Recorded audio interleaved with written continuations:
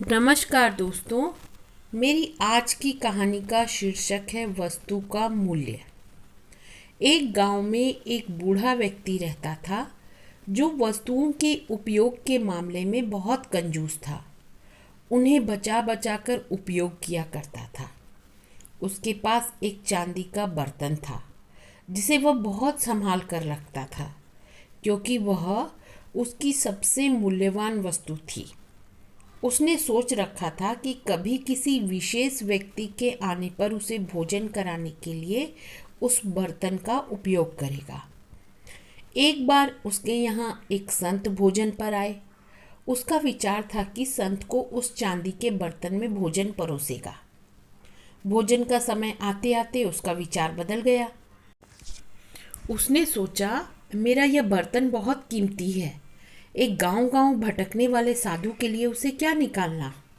किसी राजसी व्यक्ति के आने पर यह बर्तन का इस्तेमाल करूंगा।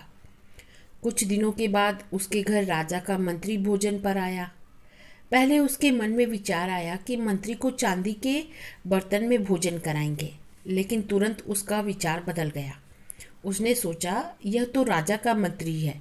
जब राजा स्वयं मेरे घर भोजन करने आएंगे तब कीमती बर्तन निकालूंगा। कुछ समय और बीता। एक दिन राजा स्वयं उसके घर भोजन के लिए पधारे। वह राजा अभी कुछ समय पूर्व ही अपने पड़ोसी राजा से युद्ध में हार गए थे और उनके राज्य के कुछ हिस्से पर पड़ोसी राजा ने कब्जा कर लिया था।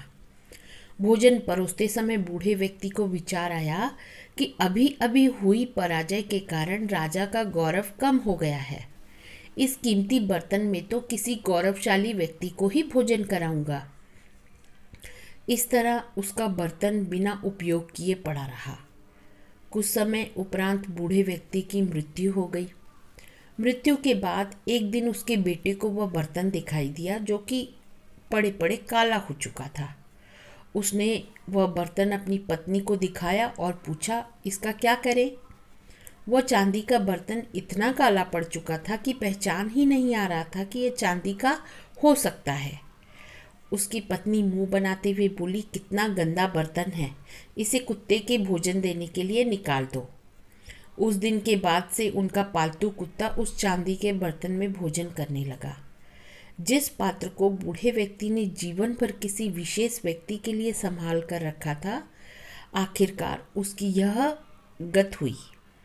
तो दोस्तों, कोई वस्तु कितनी भी मूल्यवान क्यों ना हो, उसका मूल्य तभी है जब वो उपयोग में लाई जाए। बिना उपयोग के बेकार पड़ी कीमती से कीमती वस्तु का भी कोई मूल्य नहीं।